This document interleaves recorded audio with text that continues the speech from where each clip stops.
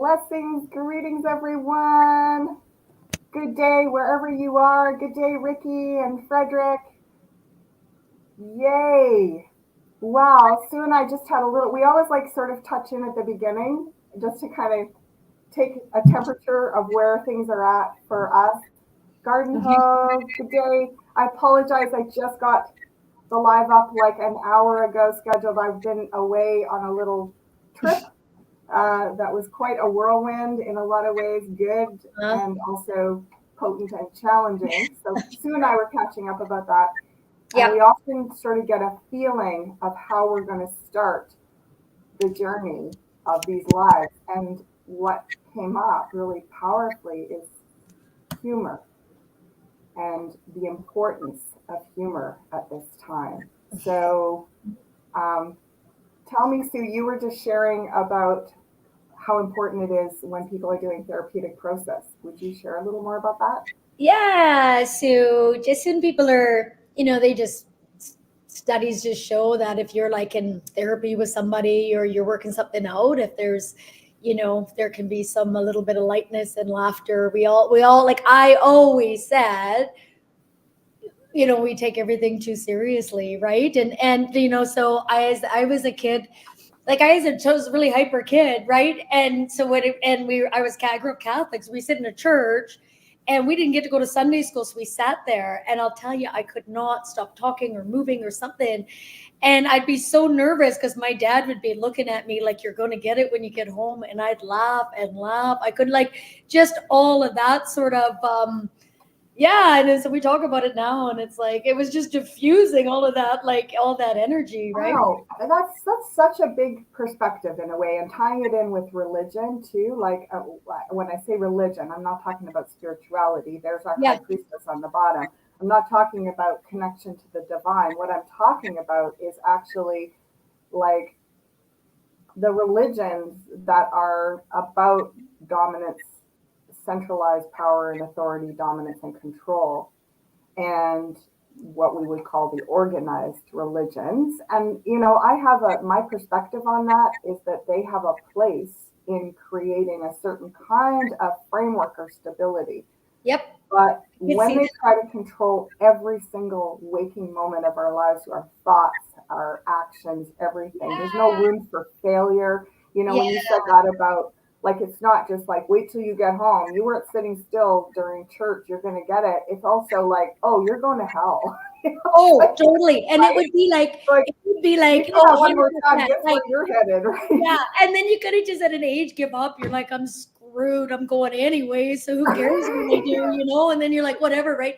But yeah. And then I always said, like, Dad always taught me about rhetoricals, right? Because he's like, do you want to get it? And it's like, this is a trick, right? Like, you want to get it when you get home? Like, yeah, I'd love that. Like, I don't know what you want me to say, right? Like, then so you're just kind of like so confused as a kid, right? Because you're totally literal when you're a kid, right? So, well, and you want to lick it. Yeah, do you want the power of humor and irony and where we are? It's interesting, even irony, the word irony, and they're saying, yeah, we got to iron some of this out. Like, we got to just smooth it over a little bit because it's getting really intense. Like, people, we are approaching these powerful transformational nodes of evolution so seriously, and that's going to hurt. It's going to hurt us. It's going to hurt those around us. It's going to hurt nature and the environment. It's just going to hurt. Like, so I'm shuffling while I'm tuning into this question about what's the role of humor in our processes. And I'm being reminded about this amazing documentary that I watched about Sundance ceremony in an Indigenous tradition that's actually in southern Alberta. I can't remember the name of the particular which particular Indigenous population it was, but I do remember it was a 3-part documentary, and it was following them over a few decades with their Sundance ceremony processes. And the thing that I noticed when I watched what happened between, like, say, the late 50s and early 60s, and then into the, late 70s and early 80s, and then into the 90s, 2000s, and people, what I noticed was they had their ceremonies originally, and the elders, everybody was smiling and laughing. It wasn't just because this is serious work. I mean, if you know anything about Sundance, it is not a fun, easy picnic walk in the park. Nope.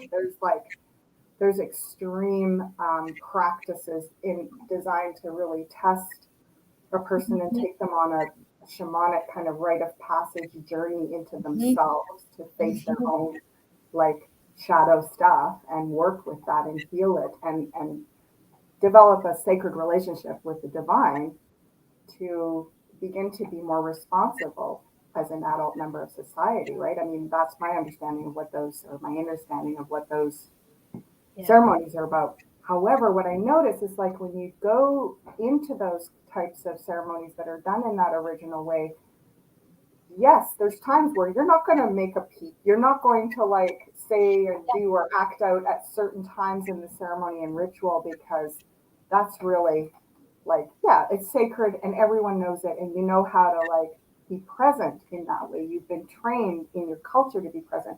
However, so much of the rest of it is so joyful and fun and playful and laughter and they play with irony and like, you know, it's there's so much of that. And I could see over the decades that disappeared and it became a serious thing. And I thought, okay, that's the effect of our Western religions that are all about power and dominance. You know, I don't know about you, but I don't remember having play in Sunday school. I don't remember having like there wasn't a place to like Not at the church that we went to. No. And and then with that being said, I remember some great memories and some priests that I really loved. They were wonderful, caring people. And so it's not all or nothing. And people, I was just in Central America and these beautiful churches and these children and families that like you say, are grown up with some structure. And as long as you can kind of move away from, like you were saying, like move away a little bit from the dogma.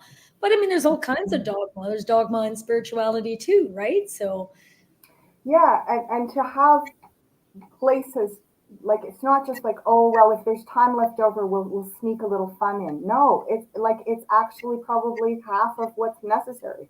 It's not if there's time left over, it's essential. Without it, it's not just like, oh well, we'll be too serious and we won't have enough fun. It's not about having fun, it's about being healthy and balanced. And like at some point, there is an element of this isn't as serious as we think.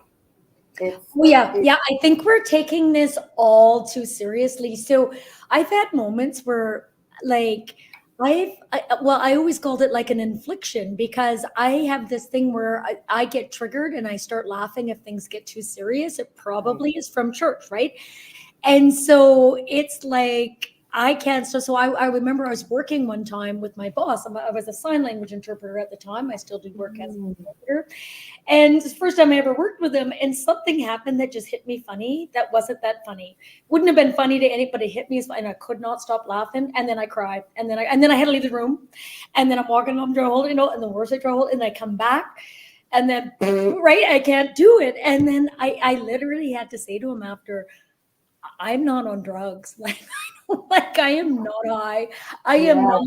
It's just something that happens to me. And it often happens when something's too serious. And it's like, everybody's too serious here. And I can't, Yeah, so I'm curious. I just pulled some cards on this. Thank you, Sue. And I'm looking going, interesting. It's very much caught in with our fear of death. It's this idea that if we're serious and don't rattle the cage or ruffle the feathers, maybe God will let us live and not die or something. Right? Feeling kind of thing. Kind of like there's a little bit of a feeling that we're trying to outrun or outwit or out. So it's a feeling of is it just the goal to not die, or is it the goal to live in a fulfilled, meaningful way where it's almost like the guides are saying there's something about what we're holding out for the time when life can be worth it. And we just got to zip up, be serious and get to that point, and then we can enjoy ourselves. Kind of like, get through Yeah. this life to enjoy ourselves in heaven. When Or I get there's there, I'll be happy. It's trying to do the yeah, right there's thing, something right? about the delay, and also the like we're just trying to outrun something, but it's kind of like trying to outrun something that's already inside. It's like trying to outrun yourself. It's inside of Yeah, you. You can't run away from you, right? right, right. So basically, the message is we are it's as serious as anything else, and it has something to do with actually living well and dying well as well. Like there's something about it's connected to our ability to live in humor, regardless of what the situation is also connected to our ability to transition off this plane in a good way. So if they often say, to die a good death, you want to be training through your life of how to live in a good hearted way, regardless of what's going on around you.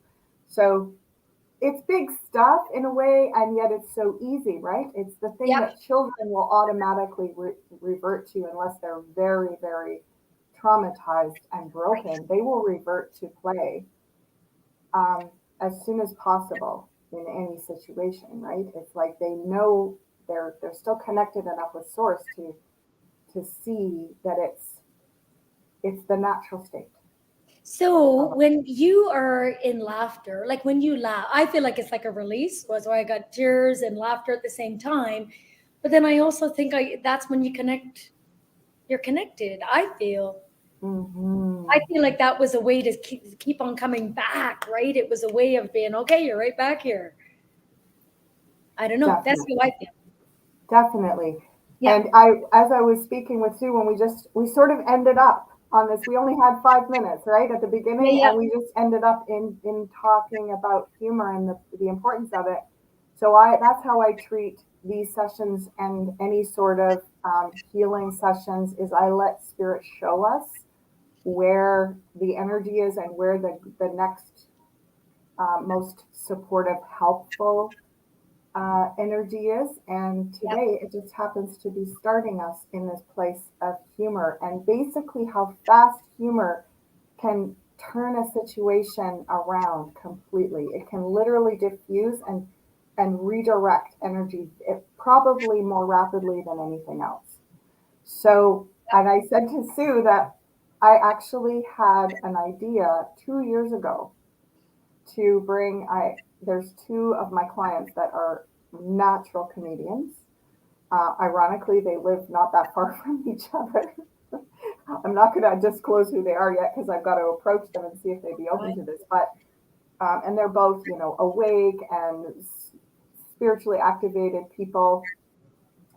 So I had the idea to bring them together and to do like a comedy show around what's going on in the world. And so please leave a comment if that's something that you'd be interested in being involved in or supporting or sharing with me. Because if people are interested in that, I would make that a priority. In fact, even if they're not, I'd like to do it for myself.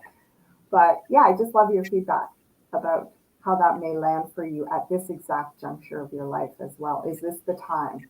Is this the time for laughter? Is my question. And I do wonder, okay, like I think it's a time for play and laughter and fun. Like I don't know how else we're gonna get out of that. And if I've studied a little bit of the Hopi, I know you have too, but a lot of it, like that is rebellion, is celebration and joy. That's what rebellion is for them. It's not, that's part of the healing. So I find people who've been in a lot of trauma have inherently a good sense of humor. I don't know if that's quite often or that's just my perception or what. And then I Mm, wonder about comedians, they often say they come from alcoholic homes and, all kinds of, different stressful yes, dynamics for a child. And then yes, all of a sudden, well, they're always trying to uplift, like, so then they become people who are inherently funny. yes, absolutely. Right? And there's something in this about this the inner divide for us where it's like, that's not funny. Like this is serious. We shouldn't be laughing about these Right. things.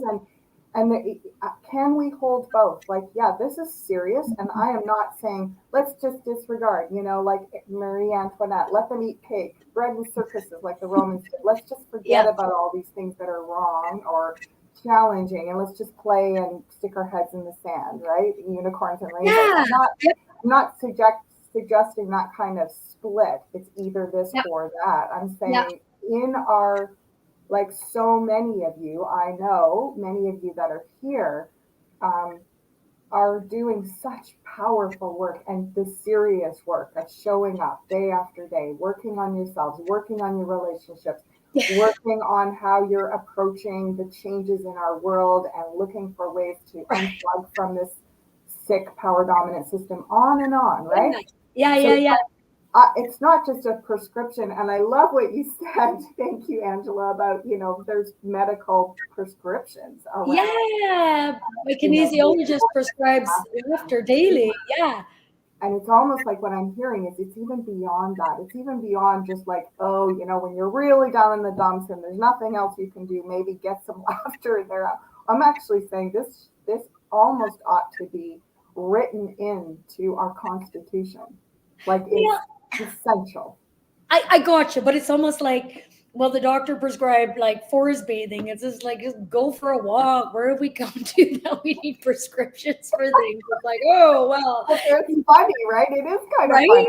It's Yeah. like, and even when, what I'm curious about is even when we're told to go for a walk in the forest and to get humor in our lives, many of us just avoid it because we're like, Right. well, that's just like a little, like sprinkling fairy dust on a big gaping wound. Like, what's that even going to do? And that's where I'm Right. saying, like, it's a systemic issue. A little humor is probably not going to solve all your challenges and redirect you, but making it essentially a part of saying, sort of throwing down the gauntlet with yourself and saying, I'm not going any further without prioritizing that in a structured, regular, ongoing way, period.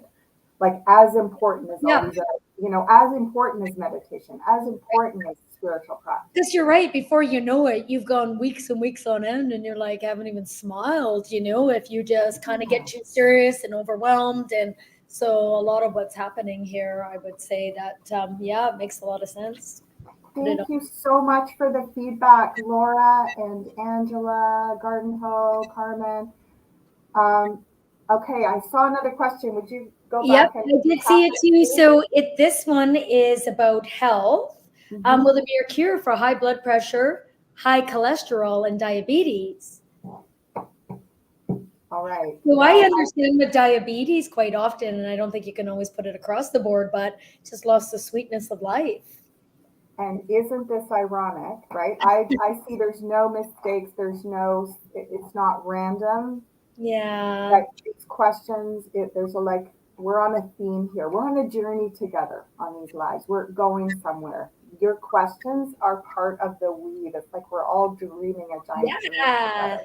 Yeah, And, for sure. and For sure. so this question about diabetes and high cholesterol and high blood pressure is Yep. so like woven and synchronized with the question about sweetness and about, you know, Losing the sweetness in life, right? yeah. So, Okay. I mean, I struggle with blood sugar and it's in my family. And also, high blood pressure and heart issues are big in my family. So, I, I am very aware of how that's linked with exactly what we're talking about. With That's so interesting because I would like to really ask. I got a bunch of things now coming. Like, so what I would like to ask is that, so Bruce Lipton talks a lot about, oh, you guys, I'm sure you've heard him. He talks about, genetics can be such a small piece when you look at epigenetics and how we can turn that around. And so that's a massive thing people are talking about. Then the other thing that was coming up, there's an app that basically is like, how am I feeling today? And you tune into the app, and the app tells you how you're feeling. Are you too depressed? Are you too happy? Are you too this? Are you too that? How's your blood pressure? How's your heart pressure? And so then there was this. So Alexander Quinn, I don't know if anyone listens to him, but he's like, be careful. He goes, what I'm getting is that be careful of these AI apps to do with your health. I was going to say, like, actually, to me, this is a comedy routine right here. Maybe we'll start with this when Okay, I invite my comedian people on. We'll kidding. start with, we need an app to tell us what we're feeling. Like, that to me is like, what an amazing humorous. Oh yeah, like they got to Right? be kidding. It's getting well. It is so satirical, but then I think like I think the people the watch like if there's like the hires up watching, like maybe not higher up, but like the some extraterrestrials or people out there watching. I wonder what they're thinking. Like, are they like?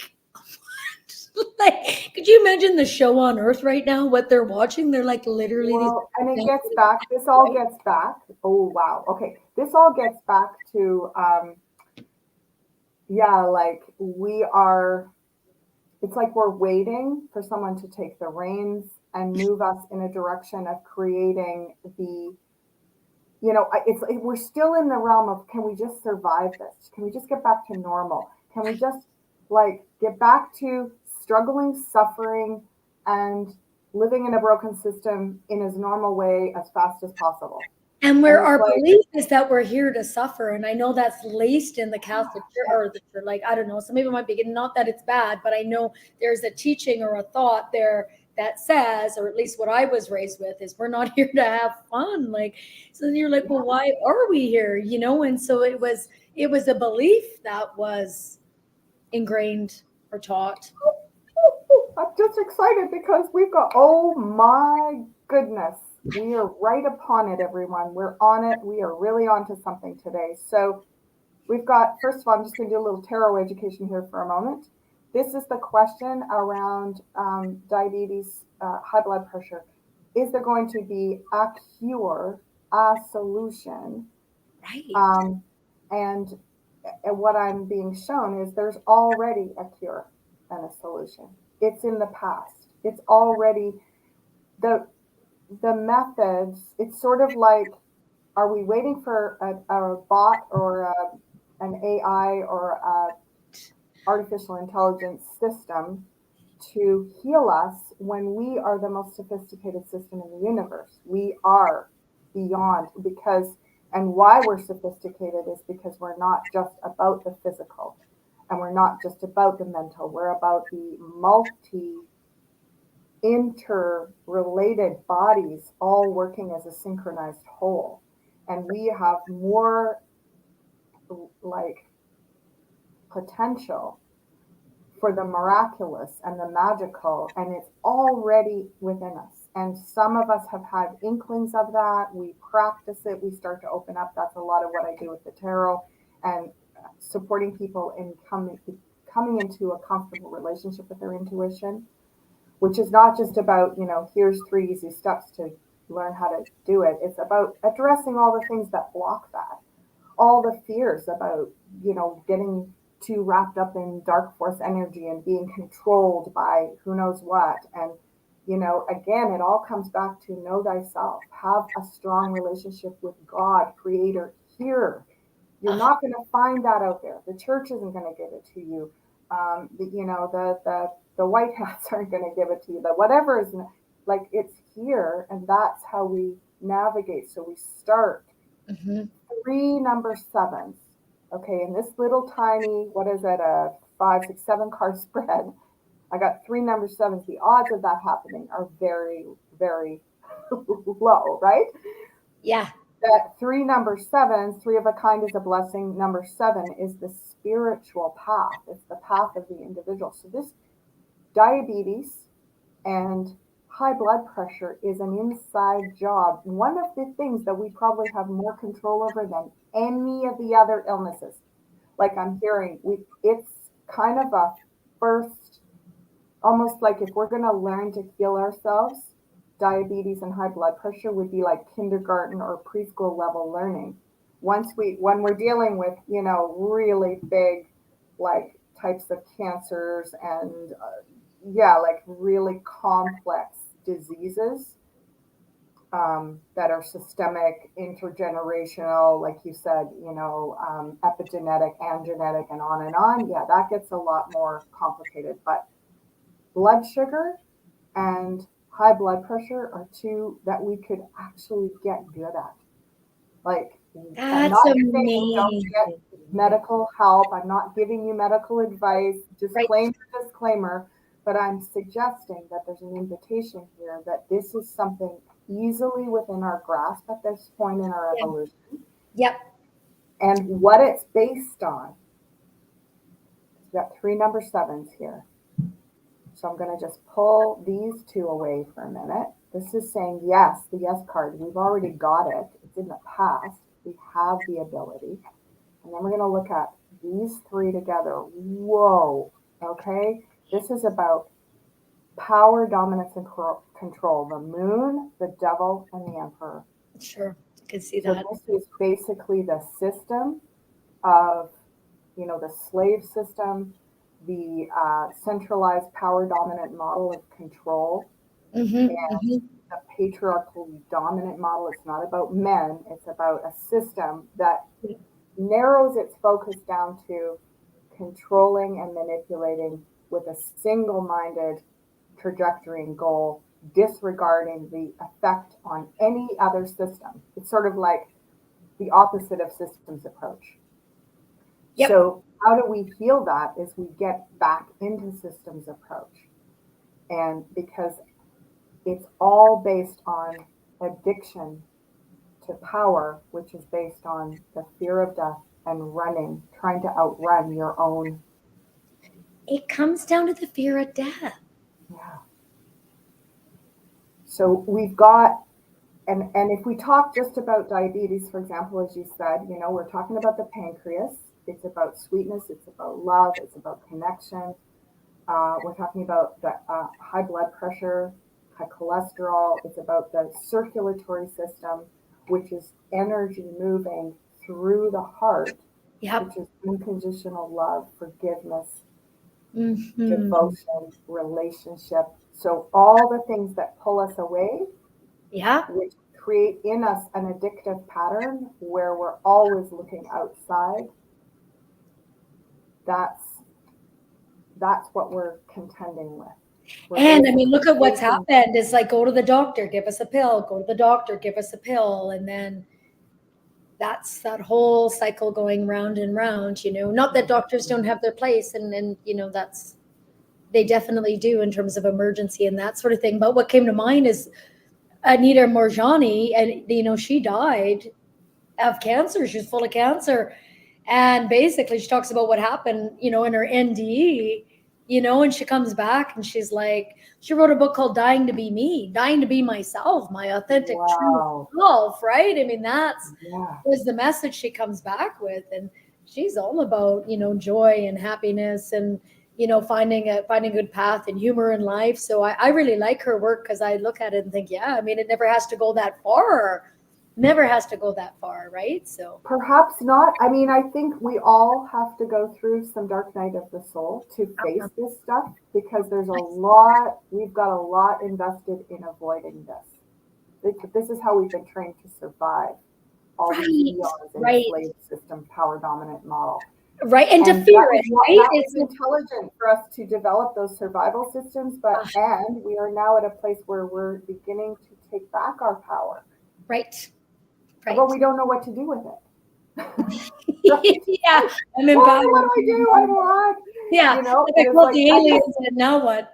I'm going to use my power to look for a way that I can give it away to get someone else to fix what's wrong. Right.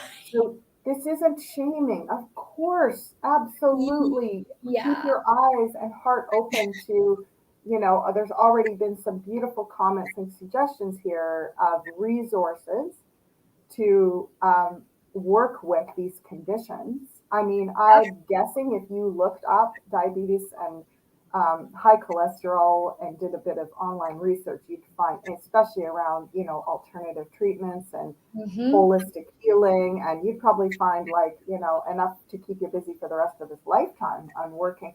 And then how do you navigate that? How do you choose amongst that plethora of things? Well, that's where things like, developing an inner connection with your intuition, getting Mhm. settled into like tuning in, perhaps having a practice of divination where you're saying, I'm not putting all my eggs in one basket, but let's look at the top three things that feel good. And, maybe I do a little dowsing or divination, and spirit says, actually, let's focus on these two right now. Again, it's not even about permanent. Sometimes when we go through healing, we need something at the beginning, like an Yep. introduction, and then we need to switch modalities partway through and work with something else. And Yep. then we need to follow up and kind of close up Like, this healing segment with something right. else. Yep. Yeah, So, yeah, absolutely. It makes a lot. And then I think about, well, what's coming to mind? Okay, so what's coming to me is like, it's like this is like a tragedy and a comedy. Like life is a tragedy and a comedy. It's actually both. Like we actually live that out. And then it's like I was just thinking about, I had a friend who went on an ayahuasca journey in Costa Rica, and he got bit by, like, he was rolling in the grass with no clothes on and got bit by something, and he was convinced he was going to die. He was poisoned to death, so he drank like 10 liters of water and was like, I'm gonna die for sure. And then was just like, just accepted that he's gonna die, and he combs over his head, and you know what I mean? Like he's like combs his hair over. He's like, he's gonna be left, like you're gonna find him dead with his comb over now, and he's gonna care now. He's just like, I'm dead. And then the shaman was like, you are actually the worst participant I have ever had. Because he was like, and he was like, you need to calm down. But anyways, so I just and think he that didn't all of a die. sudden he didn't die, right? But he faced his death. Right. Mm-hmm. And then once you've done that, it's not about, oh, then nothing matters, although nothing matters. Everything counts. That's what, when I did my That's shamanic the work, irony then one again, one right? version of it, the stuff I've done so far, Yeah. what I was shown is, nothing matters in the sense of the seriousness of, there's, you got to do it right, or where you're going. It's like everything counts, though. Everything counts. So if you're saying almost like building your next life resume, yeah, it counts how you navigate. It counts how much you laugh. Yeah. What do they say when, you're crossing in the Egyptian mythology, right? Your heart is weighed against that feather, and Oh. if your heart is heavier than the feather, you get eaten by the crocodile, and you got to come back and do it all again, I'm like, listen, take it now. I'm just So, gonna like, and if yeah. your heart is I would lighter, almost do more not to come back. Like literally, I have more fear, I think, of coming back than leaving here.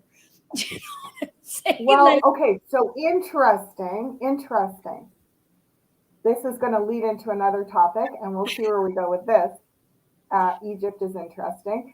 What I'm being shown is what we're getting confused with two types of coming back. Okay. One type of coming back where the crocodile eats you come back into Maya illusion. Okay. You come back to another life of exactly what we're in, which is yeah. called the eighth sphere. It's the inversion, artificial Uh-huh. reality, Right, layover. right, right. Yeah, yeah. Layover. I heard layover, not overlay. Like we're in a layover. We're in a like Feels we're like kind the of in longest layover, like the in the waiting Toronto lounge. airport, the one of the worst ones you can lay over. Yeah, it's a bit of a layover, hangover kind of yucky thing we're Mm-hmm. in here, right? But Mm-hmm. it's not about not coming back to a physical body and having a life on earth. It's about, we don't want to come back to this frequency of Maya illusion, power dominant models of, artificial Oh, overlays, what we've been simulated living in. overlays Yeah. onto a beautiful, organic, natural, universal law system. I'm so glad So you said that. that's the alligator eating your heart. That's That's so the good. alligator saying, oh, you didn't get light? Chomp, try again. It's kind of like when you're playing a video game, it's like, boop, back down to first level, right? Yeah, yeah. Snakes But and it ladder doesn't, to go down the slide. You were almost there, right at the top. And then you're like, are literally you kidding snakes and me? Yeah, ladder, I right? know. So it's that feeling of, it's not, and maybe you're going to get knocked down and do it super fast next time. You're going to get onto that ladder that just went right up to the top, and you're going to be like, I'm getting it, I'm not failing this time. Yeah. But it Yeah. isn't about not coming back into a physical body on a beautiful earth home planet. It's about I not hear coming that. back. Because I was at time, the first time I went to see a psychic called Carol Pate right? She was friends with Dolores Cannon for years. And the first thing I said to her was, I'm like, I've learned everything I need to know, right? And I'm never coming back. That's all I need to know is I'm not coming back here. And she threw her head back and laughed and said, oh, honey, you're coming back. Please, please, So, no. And of course, I had more to learn, but I really thought, man, well, can you discern the difference? This is the illusion. yep. Seven of Cups, and for those of you that know the tarot, these are the choices. You come back and you have the illusion and the addictions and the running and the going in circles and dealing with your ego, like facing your fear of death over and over again, finally getting to the point where you're not afraid of death, you're smiling at death, you're like in that ecstatic state of, oh, I get it, this is Well, beautiful. yeah, And and it's birth into new life is what it is. If we could look at it, you're just, my friend who was dying, I said, Journey well. I'm so excited for you. I could feel she's gonna have this beautiful sojourn. It's like, Journey well, how exciting, so, it's almost like my guides, and potentially ours, but definitely mine right at this moment, are saying, wait a minute. Who told us that we have to give up the dreams of a beautiful, like almost like the fairy tale? Who told us we can't create a fairy tale anymore? Like, why? Like, do we have to come back and do it this way? Can we not come back and have it done differently?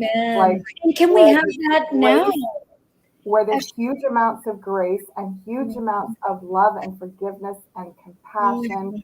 where we're all kind of like, bodhisattvas that are walking around, like every time we share, we actually heal and upgrade each other instead of like creating conflict and that we're not afraid of conflict because we already dealt with that. Like Yeah. conflict is something we can heal and integrate easily. And that's why we're here in the way it is right now. It's not a punishment. This is the way they've got us like tricked into thinking, you don't ever want to be in a earth body. You don't ever want to be in 3D. You don't ever want a physical form. And Yeah. you just got to get out of here as fast as possible. And the only way to do that is just to like, don't challenge anything and just go along and be like dumbed down and give your power away. That's the only way. It's like, no, excuse me, that's not my version of the ultimate message of Yeah. what's possible. Sorry. Like imagine telling a child that comes into this life just wide eyed and full of concern, but also like awesome. Wonder and awe. Imagine telling them oh, forget it. There's no such No thing as hope. a You beautiful may as well life. give up now, kid. You might as well give up now. In fact, why even be born at all, right? It's like, Yeah. come on, people. This Right. is, Right. Right. yeah, this is like, we can build. That's why it's so awesome to be around kids. That's why it's just like, oh, it's so enjoyable to be able to be around kids. Especially where you go places where kids can be kids. Like I really saw that in Central America where kids could be kids, right? They're outside playing, and there's laughter and there's freedom, and kid by himself in the dark on his boogie board on the big waves. Like right on. You remember the freedom of you when you were a And kid. think about it for a minute. There's a really big difference between working with your children to create a secure platform of self awareness so that they handle themselves in any given situation with as much kind of personal agency and like rational analysis, but to over manage them to the point where they give their power away because they don't know how to do anything for themselves. They're not 100%. They allowed to don't make even answer a mistakes. question. I don't know. I don't know. And they're dependent on someone to answer Yeah. for them from the get go. Right? Yeah, it's deeply concerning. I would say that. But for sure. So Tammy's just saying, I don't want to get caught on this perpetual negative loop they've created, and we've permitted. I certainly would love to come back in as like a beautifully enlightened new earth. But I'd say, Edgar Casey would say, all we know of heaven and hell is within. Everything we know of heaven and hell is within. So if that's the case, is the new earth not here? And then when my dad was channeled after he passed, so I did a past life regression with somebody, and I was just going to say, everybody dies in my sessions. I've died in my sessions. So you just die. It's not a big deal. You're like, okay, well. And then I said to this one client, I said, how do you feel? And she goes, it feels like I just took off a tight shoe. Because she was out of this body and was like free, right? And she loves shoes, right? So of course she had that reference. That was the analogy. Yeah. She's like, the shoe's tight, and you just took it off. And then you're like, they just want to sit there and blast. They're just like, oh my God. You can ask, well, how are your problems now? And they're like, what problems? Like, it's just like, okay, and so doesn't you're right.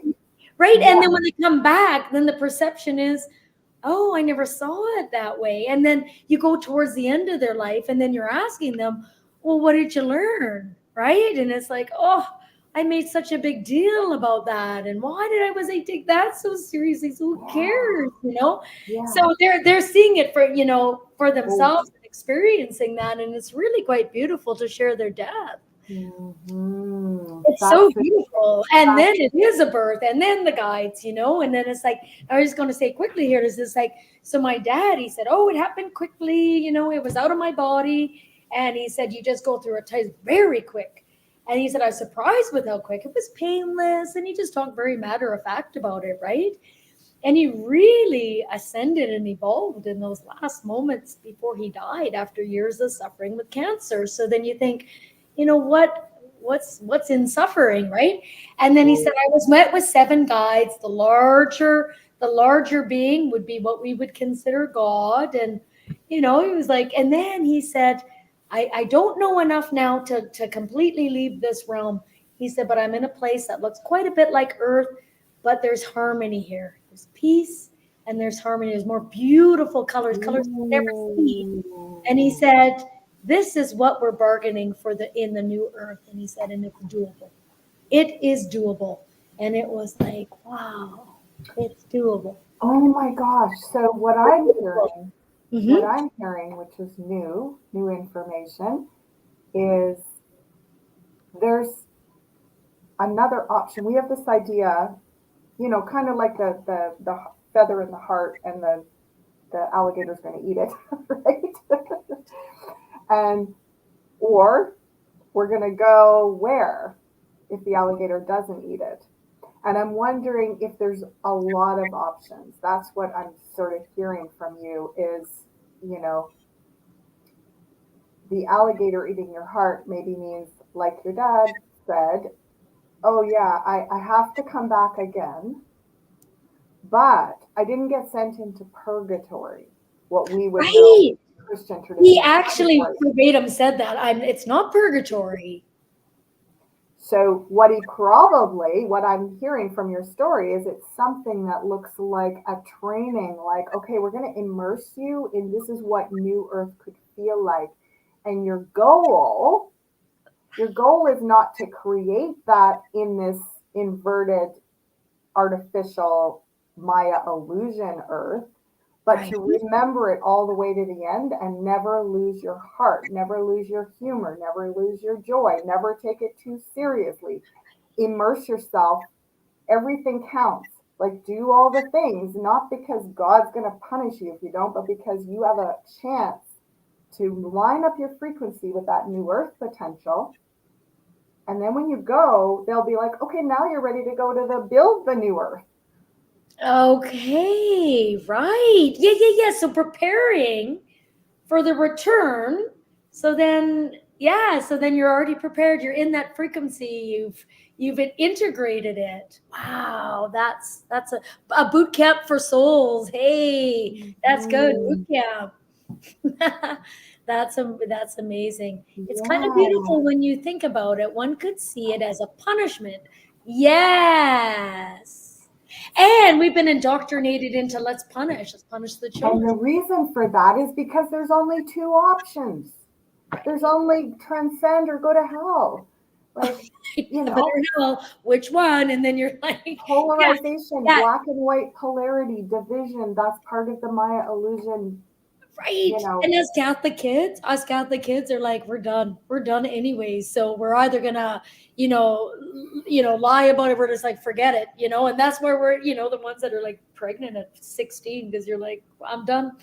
I'm Right? done. And so how helpful is that black and white polarized, like you're either this or that? How Yeah. helpful is that to the wholeness of the human being? It is And not. and perfectionism, right? Having to be perfect and then Perfectionism, terrified. And then yeah, God fearing. Isn't that interesting? God fearing, God afraid of God. fearing, and addicted to purity. And then we get into the Third Reich stuff. And, there's a pure race, there's a pure this, there's a pure way of thinking, there's a pure Hi. one shortcut, direct route to what?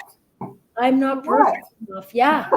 I'm just not enough. Pure, Yeah. pure like control and dominance and disconnection. Like it's so there's something about like we've been trained to distrust our motive for coming here in the first place. We've been trained and tricked into thinking that we made a bad mistake in coming into this 3D, and there's nothing good that can happen here. I won't tell a lie. I've been in that space. What was I thinking? I always think I'm so ADD sometimes I probably didn't read the small print. I'm like, yeah, hell, I'm in with them. Like, did anyone guide me? Like, what the heck? But then okay, so when in a session I had, like a hypnosis session I had, they were guiding me. They were like, okay, if you want to learn this, and this, and this, we'd recommend these people who I called my parents in this life. And I was like, you know what I mean? And so they recommended, and I said, okay. So there it Great. was. Lay it on me. Yeah. Yeah. I probably just dove So in. What the heck? How bad could this be? Bad. Bad for a while, yeah. anyways, right? Well, and that, when I went into one of my shamanic sessions, I mean, it's great to laugh about these things, right? It's like I went in to do some really powerful medicine, and I made the mistake of asking to address the complex issue of power and dominance, and that was not a very nice Oh, journey. just asking. I was like, Yeah. maybe I want to sort of leave myself up to that and not I jump got in you. off the deep end. Okay. That speaks. You just want to burn through it, right? Like, but then Yeah. okay, then yes, I've done that too, where I'm like, just bring it. I'm done with this now. So just, and then it's too hard. And I was told too, so I'm doing some trauma healing myself, right? And it's like we would crack if we had it all Oh brought yeah. on too much. Like our psyches can't handle it. Oh yeah. So it is little bits by little bits, right? But and then I'm also kind of asking now, like I don't need I don't I would like it really gentle, right? Like just a little gentler now, and maybe not such big triggers, maybe a little. Well, okay, so interesting. Where's my, there we go. Ooh, look at that. Ooh, those are great allies. I'm going to speak about them for a second here. So we Okay. got the Knight of Pentacles and the King of Wands. And by the way, what I do, as you've noticed, I'm sure, is that I'm just shuffling away in the background in a really open, heart open, curious state. Mm-hmm. And then every once in a while, I'll just open the cards, and it's sort of like that's a little mini reading right there, right? And so it's in alignment with what we're talking about right at that second, and then I'll hold that up and let you see it. So right now, when you said that about, how to approach, like maybe I want it just gentle and gradual. Mm-hmm. That's this guy. For those of you that know about him, he Knight of Pentacles, slow and steady, sort of like actually this is the tortoise and the hare right here, because the King of Wands is the opposite.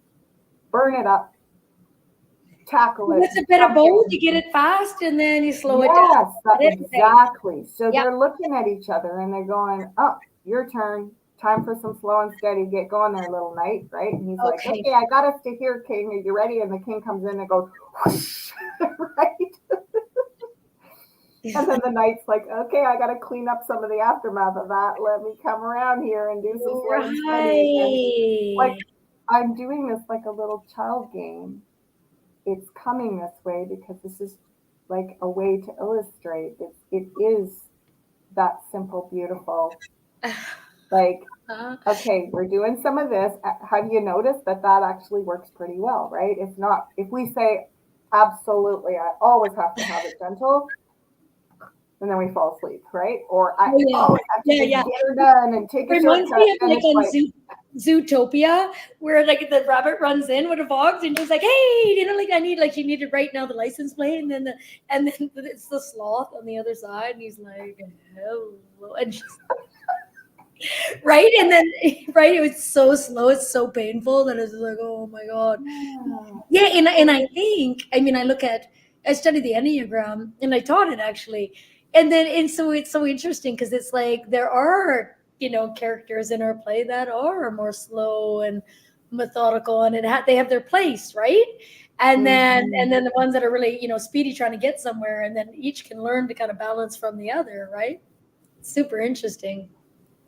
Well, and I see in a way that there isn't a thinking one here at the moment. And what I'm being shown, the thinking one is the swords. Yeah. So what I'm being shown is we could use a little break from just adding, like there's this energy of just add more information. It'll sort itself out eventually. I don't know about you, but I'm kind of realizing that game might be like old at this point. Like maybe, Needing to know too, or thinking, you know, getting more information to get the idea, well, I'm safe because I know, and if I keep on staying ahead of the game. But that was like the news for our parents and grandparents, and now we're doing the same thing with different information. I wonder, and my demand to need to know, because I think I'll feel safe just for a moment, just for the next anxiety to come up, to need to know, to need to know. yeah, and Then we might I'm trying actually to have, control instead of surrendering, right?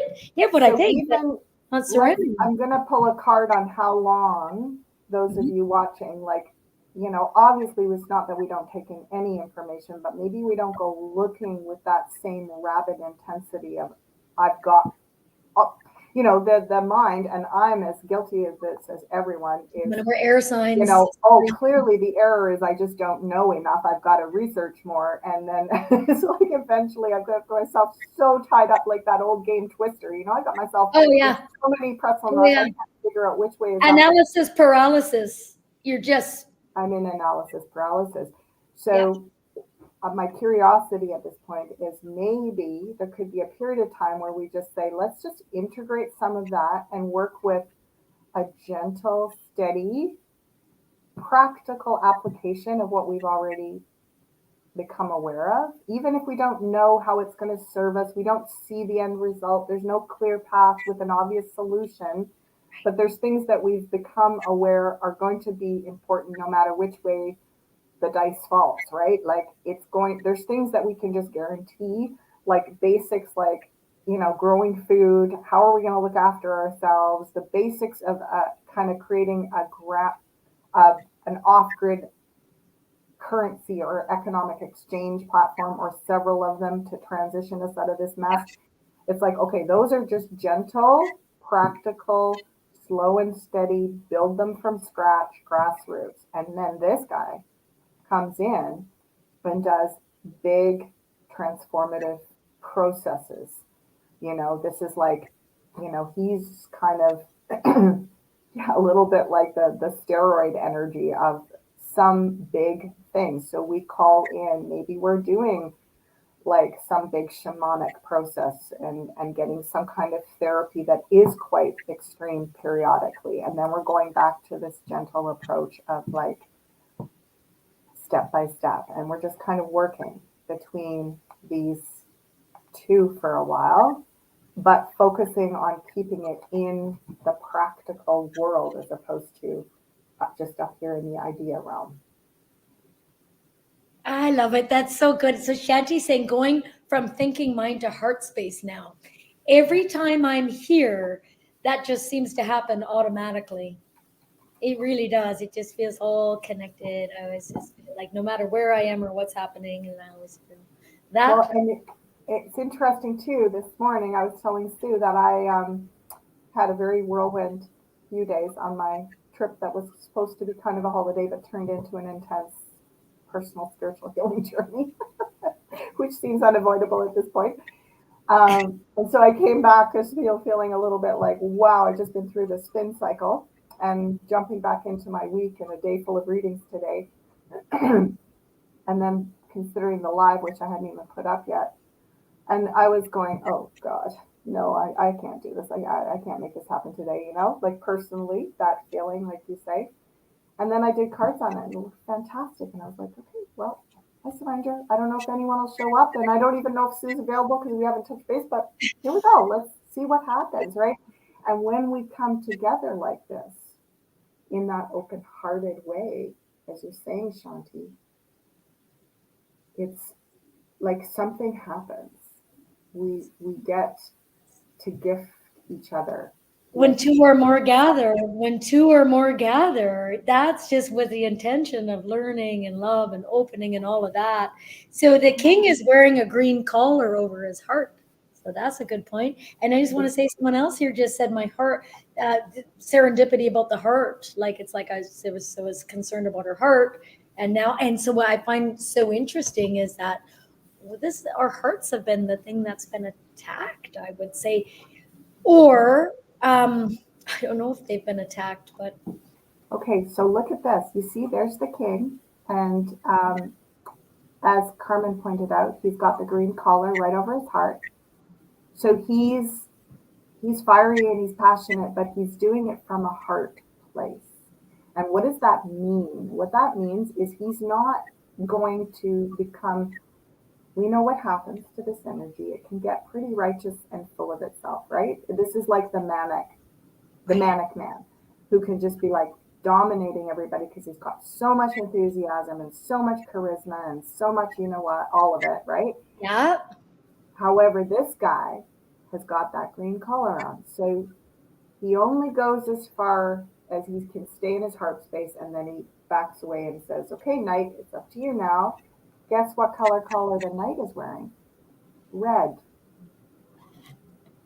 So the knight, he's got the green feather in his cap, but yeah, his collar is red, which means he needs this king. He can get the work done. He can be grounded and practical and slow and steady, methodical, right. but he needs that red cloak of the king around his neck to keep him. He can get so stuck in the mundane that he loses connection with his heart. So they are a perfect team. Put them back facing each other. They're a perfect team to work together. Yeah, the mundane. I just was thinking he would be kind of a boring guy to date, but you know what I mean. Well, If he was, if he's open to working with that King of Fire energy periodically, right. um, he's probably the best guy you can date as long as he's kept that space to be activated. If he gets totally inwardly focused and shut down, then so it's for both of those male energies, which we're doing so much healing and working with the masculine in all of us right now. The key is that it's not a one size fits all. You can't dominate with either of these energies. They've got to work together. And interestingly, this King of Wands, he's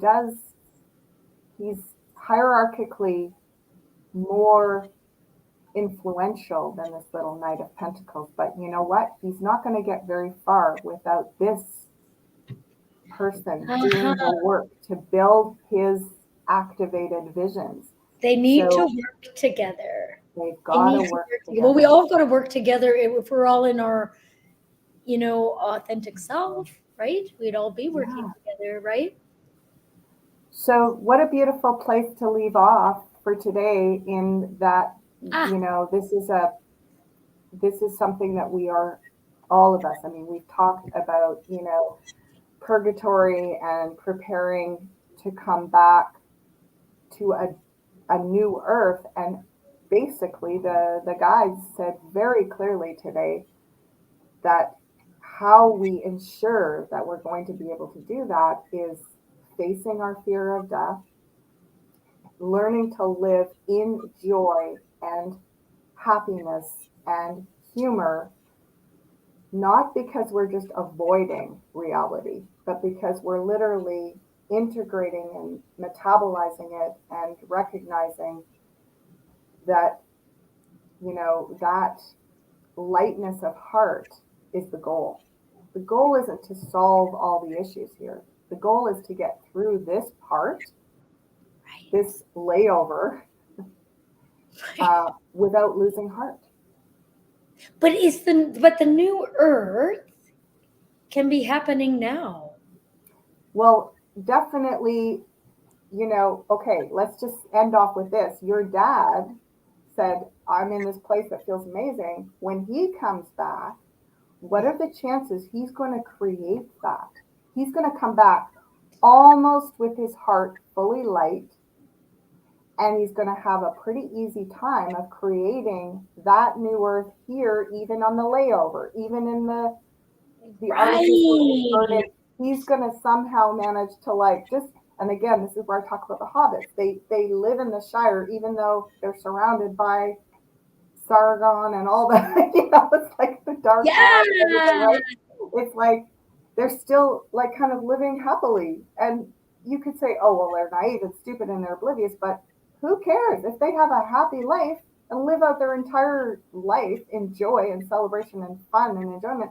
Who cares if they like, they know something that we don't know, and notice that they are the only ones that can confront the evil because of that lightness of heart. Right.